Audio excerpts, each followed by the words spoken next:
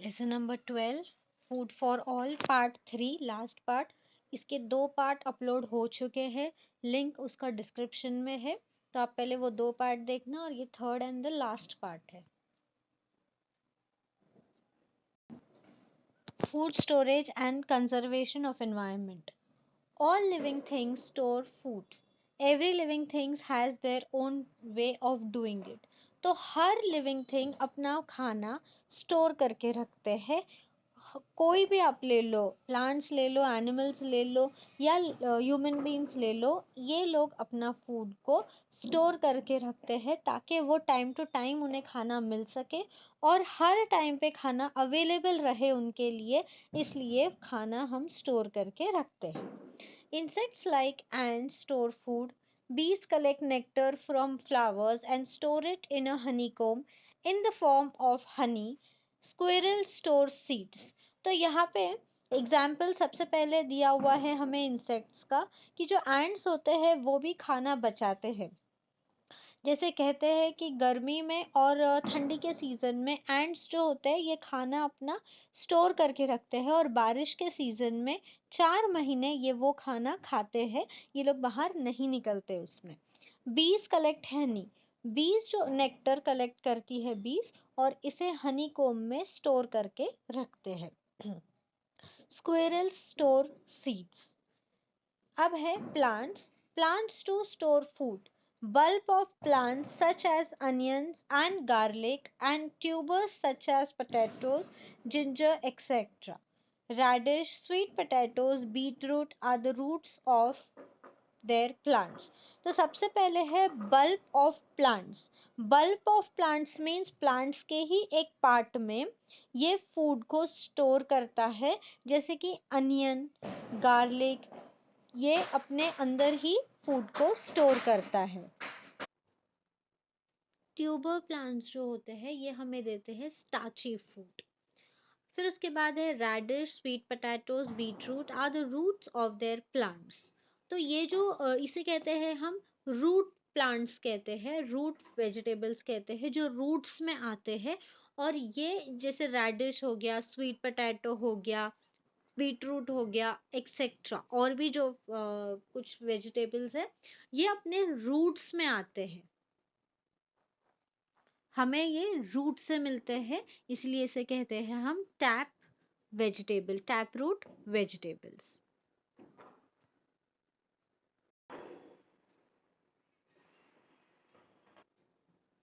देखो ये first picture में आप देख सकते हो कि एंड्स अपना फूड कैसे स्टोर करके रख रहे हैं। उसके बाद है हनी बी कैसे अपना नेक्टर कलेक्ट करके हनी कोम में स्टोर कर रही है। इसके बाद हमें एग्जाम्पल था स्क्विरल का जो अपना फूड, जो अपने नट्स को स्टोर करके रखते हैं। और यहाँ पे ये जो सेकंड पिक्चर है ये बल्ब होता है, मतलब प्लांट्स के नीचे जो रूट्स होते हैं, रूट्स के ऊपर यहाँ पर जो आता है वो बल्ब। हर प्लांट आपको ऐसा नहीं मिलेगा। जैसे आप अनियंस ले लो तो अनियंस यही फॉर्म में आपको मिलेंगे। अगर आप अपने घर में भी देखोगे अनियन को तो उसके ऊपर आप देखोगे कि एक ग्रीन कलर का जो लीफ है वो आ रहा है, बीच में अनियन होगा और उसके नीचे रूट्स होंगे। तो बल्ब प्लांट किसे कहते हैं? जो अपने ही स्टेम में रूट्स के ऊपर आता है, मतलब कि लीव्स और रूट्स के बीच में जो आएगा वो रहेगा आपका बल्ब प्लांट्स। ओके, उसके बाद में ये है ट्यूबर। ट्यूबर्स आप देख सकते हो कि रूट्स के बाहर यहाँ पे आता है ट्यूबर, जो कि नीचे ग्राउंड पर हमें मिलते हैं, जैसे कि एग्जाम्पल है पटैटोस का। और पटैटोस के ऊपर भी आपने देखा है जिसे हम कोम कहते हैं हिंदी या मराठी में, तो वो होता है ट्यूबर, उससे हमें मिलता है एक न्यू वेजिटेबल। उसके बाद है बीटरूट, कैरेट एंड रेडिश, ये रूट्स होते हैं अपने खुद के प्लांट के। तो जैसे कि ये बीटरूट का प्लांट है और बीटरूट एक रूट होता है और उसी रूट के अंदर हमें मिलता है हमारा ये vegetables.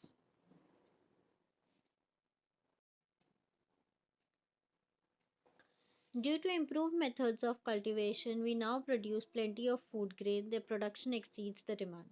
The surplus food grain is stored in a huge warehouse. अब देखो, जैसे कि प्लांट्स एनिमल्स स्टोर करते हैं फूड, वैसे ह्यूमन बीइंग्स भी अपने घर में फूड को स्टोर करके रखते हैं।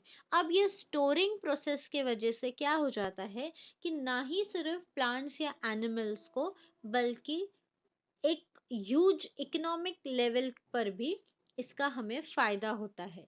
क्योंकि ये जो फूड ग्रेन स्टोरेज का जो प्रोसेस स्टार्ट हुआ है, छोटे छोटे लाइक प्लांट्स एनिमल्स और हमारे घर से, ये गवर्नमेंट भी करती है, फार्मर्स भी करते हैं। तो इधर क्या होता है कि जब आप स्टोर करके रखते हो वेयर हाउस में, वेयर हाउस क्या होता है, एक बड़ी जगह होती है, एरी बड़ी जगह। ये आपको फर्स्ट और सेकंड दोनों भी वीडियोस में आपको पता चलेगा कि वेयर हाउस क्या है। मैंने वेयर हाउस अच्छे से एक्सप्लेन किया है, तो आप पहले वो दो वीडियोस देखना। तो वेयर हाउस एक जगह होती है जहां पर बहुत एयर आना जाना, सफिशिएंट अमाउंट ऑफ एयर अंदर बाहर हो सकती है। यहाँ पे फूड को, मतलब जो वीट है, राइस है, जो भी फूड हम स्टोर कर सकते हैं, उसे हम स्टोर करके रखते हैं। टाइम टू टाइम सबको हम इक्वल अमाउंट में ये बाहर जाता है और फिर ये मार्केट में जाकर सेल होता है। तो इसके वजह से क्या हो जाता है कि हर महीने में और ईयरली हमें हमारा सरप्लस बढ़ाने में, the surplus food grain is stored in a huge warehouse, तो हर महीने हर साल हमें इनफ क्वांटिटी ऑफ फूड मिलता है, प्रोड्यूस होता है हमारे कंट्री में। Sometimes production is affected by disaster. अब क्या होता है कि कभी कभी जब हम स्टोर करके रखते हैं, तो नेचुरल कैलामिटीज कभी भी आ सकती है। तो यहाँ पे जब फूड को हम स्टोर करके रखते हैं वेयर हाउसेस में, और सडनली कोई नेचुरल कैलामिटी आ जाती है, जैसे डिजास्टर, अर्थक्वेक या फ्लड, ड्राउट, कुछ भी आता है, तो इस रीजन से हमारा जो फूड जो स्टोर किया गया है उसे अफेक्ट होता है। और सेकेंड चीज होती है कि ये जो फूड हम स्टोर करके रखते हैं, नेचुरल कलामिटीज जब आती है कोई और जगह पे, तो हम हमारा ये स्टोर्ड फूड को यूज कर सकते हैं उनकी हेल्प करने के लिए।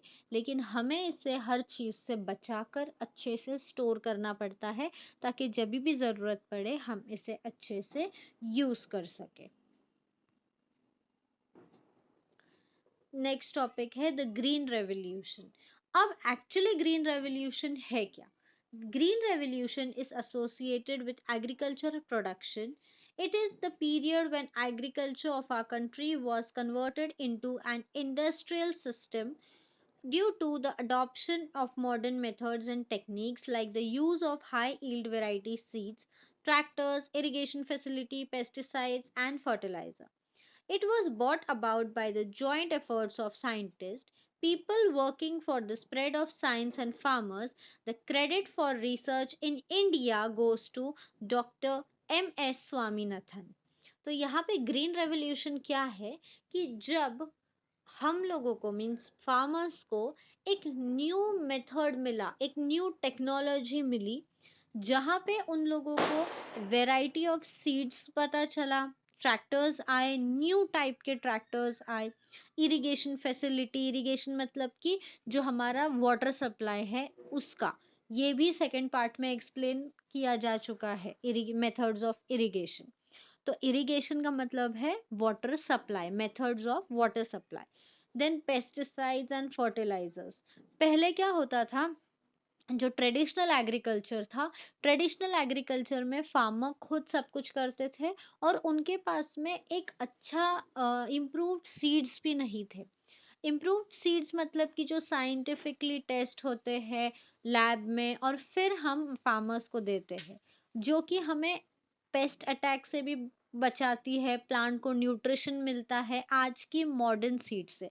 पर पहले क्या होता था, जैसे भी सीड्स होते थे फार्मर्स उसे यूज करते थे, और वो खुद को पेस्ट से नहीं बचा सकते थे, पेस्ट मतलब इंसेक्ट से नहीं बचा सकते थे, प्लांट्स को न्यूट्रिशन नहीं मिलता था, जिसके वजह से हाई ईल्ड मतलब कि ज्यादा प्रोडक्टिविटी नहीं मिलती थी फार्मर्स को। लेकिन इंडिया में डॉक्टर एम एस स्वामीनाथन के एफर्ट्स के वजह से ग्रीन रेवोल्यूशन आया, जहाँ पे फार्मर्स को न्यू मॉडर्न टेक्निक पता चली। और अब तक, जब तक ग्रीन रेवोल्यूशन नहीं आया था तब तक ये सिर्फ एक ऑक्यूपेशन था, बट उसके बाद में जब ग्रीन रेवोल्यूशन इंट्रोड्यूस हुआ फार्मर्स को, तो ये एक टाइप का बिजनेस हो गया, जहाँ पे फार्मर्स को भी अच्छा प्रॉफिट मिल रहा था एंड लोगों को भी अच्छा प्रॉफिट मिल रहा था। पहले कैसा होता था कि फार्मर्स डायरेक्टली लाते थे और बेच देते थे सामान। अभी भी वैसा होता है बट उस लेवल पे नहीं होता है जैसे पहले होता था। उसके बाद में इंडस्ट्रियल एक बीच में आया, जैसे कि फार्मर्स बीच में जैसे मार्केट में बेचेंगे, मार्केट में किसी को बेचेंगे एंड फिर आगे वो इंसान आगे वो चीज को बेचेगा। तो ये ऐसा प्रोसेस हो गया एंड ये कन्वर्ट हो गया एक बिजनेस में, ऑक्यूपेशन से ये बिजनेस में आ गया था।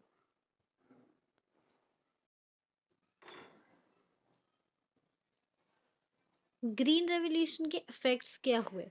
कैपिटलिस्ट फार्मिंग हो गया, कैपिटलिस्ट सॉरी कैपिटलिस्ट मतलब मनी फार्मिंग हो गया, जिसमें ज्यादा प्रॉफिट होने लगा फार्मर्स का एंड लोगों का भी। रूरल एम्प्लॉयमेंट हो गया, जैसे कि रूरल मतलब कि गांव का जो एरिया है वहां पे एम्प्लॉयमेंट, जॉब्स, काम मिलने लग गया लोगों को।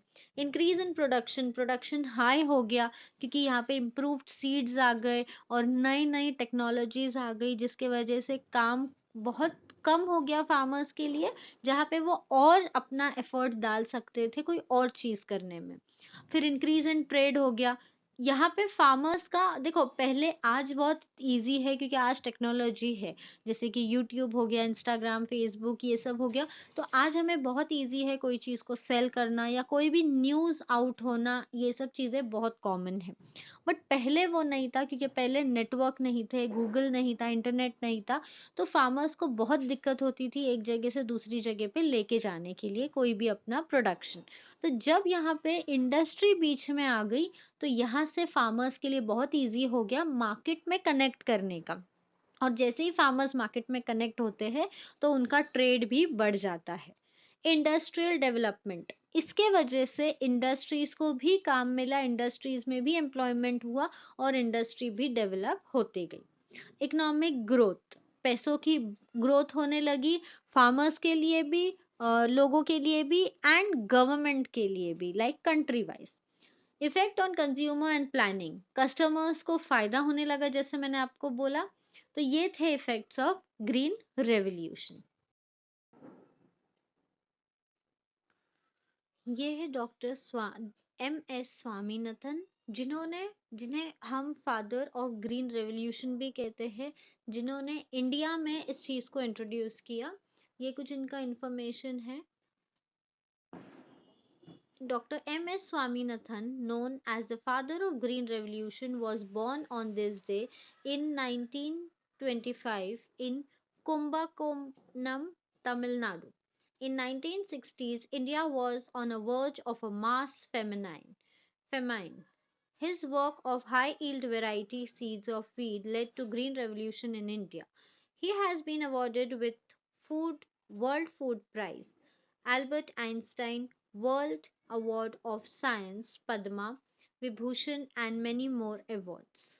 तो ये है डॉक्टर एम एस स्वामीनाथन, जिन्होंने इंडिया में इंट्रोड्यूस किया ग्रीन रेवोल्यूशन एंड इनके वजह से काफी हद तक, बहुत ही एक्सटेंड लेवल पर एक चेंज आया हमारे एग्रीकल्चर ऑक्यूपेशन में। फूड सिक्योरिटी, फूड एक बेसिक नीड है एक कोई भी ह्यूमन बीइंग का, कोई भी लिविंग थिंग का। Like food, clothes and shelter, ये एक बेसिक नीड है एक ह्यूमन बीइंग का। और फूड सिक्योरिटी में ये अश्योर किया जाता है कि हर एक इंसान को proper level of, proper quantity of food मिलता है। एंड इस लॉ के अंडर ये होता है कि हर पर्सन को सफिशिएंट फूड मिलता है उनके हिसाब से, उनके बेसिक नीड के हिसाब से या नहीं, ये देखा जाता है फूड सिक्योरिटी में। When all people at all times have physical and economic access to sufficient, safe, and nutritious food that meets their dietary needs, and food preference for an active and healthy life. In 2013, our country also enacted a food security law.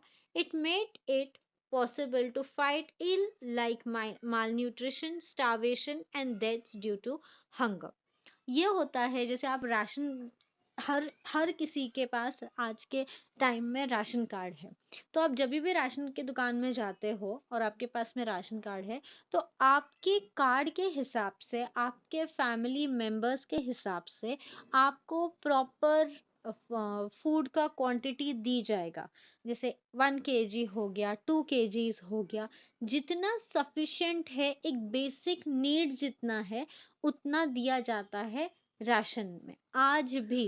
And अभी तो जैसे government change हो गया है, वैसे ही हमें हर दिवाली को एक जैसे बोनस हर एक को मिलता है, वैसे राशन में भी हम लोगों को एक पैकेट मिलता है जो कि कहा जाता है दिवाली पैकेट। एंड उसमें आपको एक हिसाब के राइस आएंगे, व्हीट आएंगे, और उसके बाद में थोड़ा सा ऑयल आ जाएगा, फिर कुछ पल्सेस आ जाएंगे, दाल आ जाएगी, जो एक एक एक किलो का पैकेट रहेगा और वो हर फैमिली में मिलेगा दिवाली के बोनस के तरीके से। तो ये होता है फूड सिक्योरिटी लॉ, जहाँ पे गवर्नमेंट ये देखता है कि हर एक को बेसिक नीड कवर हो सके, उतना अमाउंट सफिशिएंट फूड उनके घर में जाए। और ये चीज ने हमें मैल न्यूट्रिशन से हेल्प किया है। मैल न्यूट्रिशन मतलब कि जब कम न्यूट्रिशन हो जाता है आपकी बॉडी में, तो उसे कहते हैं हम मैल न्यूट्रिशन। तो पहले क्या होता था कि बहुत फैमिलीज को खाना नहीं मिलता था, जिसकी वजह से कमजोरी आ जाती थी। उसके बाद में स्टारवेशन हो जाता था। स्टारवेशन मतलब कि बॉडी सूखने लगती थी प्रॉपर डाइट नहीं रहने की वजह से, और डेथ्स भी हो रही थी।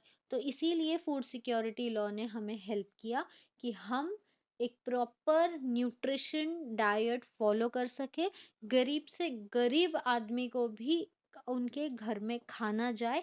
इसीलिए फूड सिक्योरिटी लॉ पब्लिश हुआ था 2013 में। Our vision for food security, तो ये देखो, increase access to job and affordable housing, investment in local food farm economics, ये फूड जस्टिस। तो बेसिकली आपको यहाँ पे स्क्रीन पे दिखेगा कि विजन फॉर फूड सिक्योरिटी क्या है, तो food justice. Agricultural assistant programme, अब इसमें क्या होता है, proper information and guidance is given to farmers about latest technology, irrigation facility, improved seed use of fertilizer and pesticide। तो यहाँ पे ये जो प्रोग्राम किया गया है, ये स्पेशली उन फार्मर्स के लिए किया गया है जिन्हें नॉलेज नहीं है फार्मिंग की, एंड जो फार्मिंग करना चाहते हैं। जैसे क्या होता है कि कभी कभी किसी के पास में जमीन होती है बट उन्हें फार्मिंग का नॉलेज नहीं होता है। तो ये एग्रीकल्चर असिस्टेंट प्रोग्राम उन लोगों को हर चीज का नॉलेज देता है, इरिगेशन का, इम्प्रूव्ड सीड्स का, सोइंग, हार्वेस्टिंग, एवरीथिंग का नॉलेज उनको इसमें मिलता है। They also get weather forecast and other agriculture related information.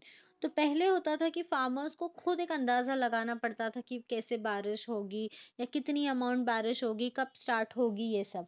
But अभी मॉडर्न टेक्नोलॉजी के हिसाब से फार्मर्स को एक इंफॉर्मेशन दी जाती है वेदर फोरकास्ट से, कि जैसे कि बारिश लेट चालू होगी या जल्दी होगी, ठंडी कितने दिन रहेगी, गर्मी कितनी रहेगी, उनका क्या डिग्री रहेगा, ये सब एक वेदर फोरकास्ट दिया जाता है फार्मर्स को। Agriculture schools have also been started for farmers. Members of farmers family can learn about new technology. तो schools भी start हुई है farmers के लिए, कि जहाँ पे farmers खुद भी जा सकते हैं, उनकी family भी जा सकती है knowledge लेने के लिए। क्योंकि देखो आजकल क्या है कि जो न्यू जनरेशन है वो, उनका पढ़ाई चल रही है, तो काफी हद तक जब वो अपना एजुकेशन पूरा करते हैं, तो उन्हें वो नेसेसरी नॉलेज नहीं मिलती है जितनी कि मिलना चाहिए। फील्ड नॉलेज जिसे कहते हैं, प्रैक्टिकल नॉलेज जिसे हम कहते हैं। तो वो प्रैक्टिकल नॉलेज अगर कोई फार्मर फैमिली का कोई मेंबर लेना चाहता है, तो वो ये स्कूल में जाके और वो ले सकते हैं। इस ये फैसिलिटी भी की गई है इसमें एग्रीकल्चरल असिस्टेंट प्रोग्राम में। ये देखो, ये कुछ पिक्चर्स है कि जहाँ पे उन्हें हर चीज का व्हीकल से लेकर, ये देखो ये व्हीकल है, उसके बाद में वेदर फोरकास्ट मिलता है, प्लांट के बारे में नॉलेज मिलता है, कैसा प्लांट है, किस हिसाब से हैंडल करना चाहिए, कितना पानी, ये जो है ये पानी का है, ये इरिगेशन फैसिलिटी है। इरिगेशन फैसिलिटी क्या होना चाहिए? ड्रोन के हेल्प से आप पूरा फील्ड देख सकते हो। ये है फील्ड वर्क, जहाँ पे सिखाया जाता है प्लांट्स को देखकर कि उन्हें कैसे हैंडल करना चाहिए। ये कुछ टेस्ट्स भी आप कर सकते हो, कुछ आपको इसका भी साइंटिफिक नॉलेज भी मिलता है। एंड हर प्लांट के लीव्स के हिसाब से बताया जाता है कि प्लांट्स को कैसे हैंडल करना चाहिए। क्योंकि देखो, हर प्लांट आपको अलग अलग मिलेगा। अगर आप लोगे टमाटोज, तो टमाटोज आपको कैसे मिलेंगे? ऊपर मिलेंगे, प्लांट के ऊपर मिलेंगे। पटाटोज आपको कहाँ पे मिलेंगे? जमीन के अंदर मिलेंगे। बीटरूट्स कहाँ पे मिलेंगे? रूट्स में मिलेंगे। जमीन के अंदर भी नहीं, एकदम रूट्स के अंदर आप चले जाओ, आपको वहां पे मिलेंगे। तो अलग अलग प्लांट का अलग अलग टाइमिंग है और अलग अलग तरीका है। इसीलिए एग्रीकल्चर असिस्टेंट प्रोग्राम में बेसिक से बेसिक हर चीज की नॉलेज दी जाती है, ताकि कोई भी अगर फार्मिंग कर रहा हो तो उसको एक परफेक्ट आइडिया रहना चाहिए कि कैसे और किस हिसाब से प्लांट्स को हैंडल करना है।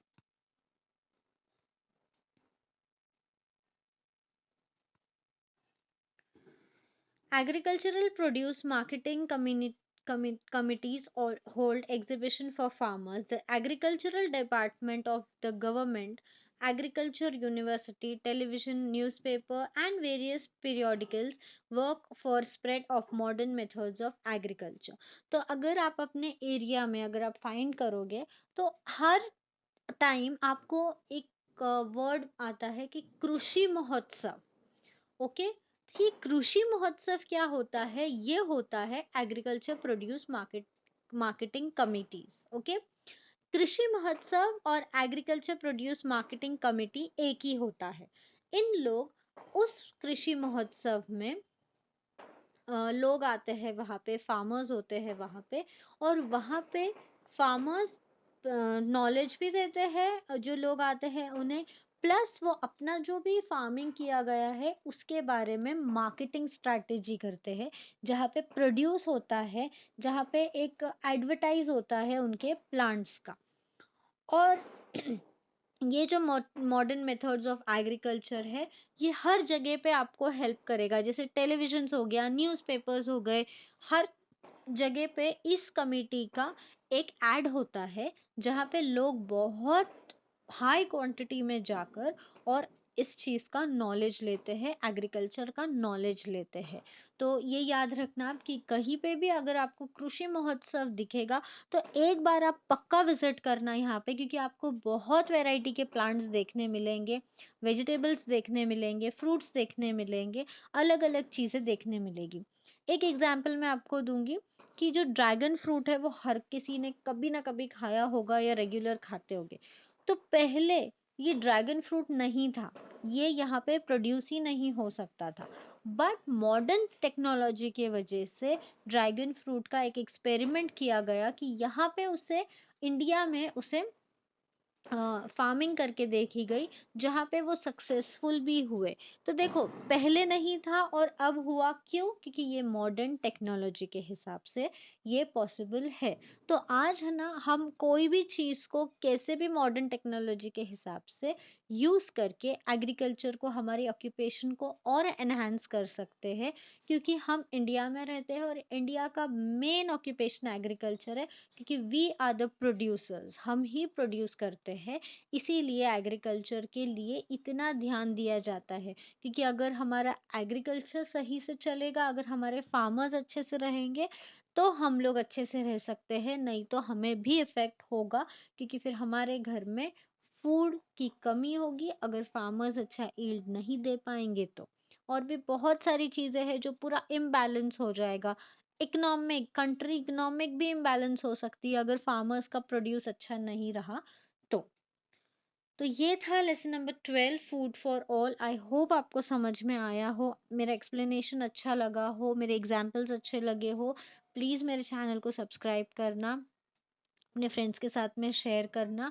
And thank you for watching this video. Part 1 part 2 याद से देखना, तो पूरा लेसन आपको अच्छे से समझ में आएगा। मैं क्वेश्चन आंसर्स भी जल्दी ही लाने की ट्राई करूंगी, तो please do share my channel. Thank you.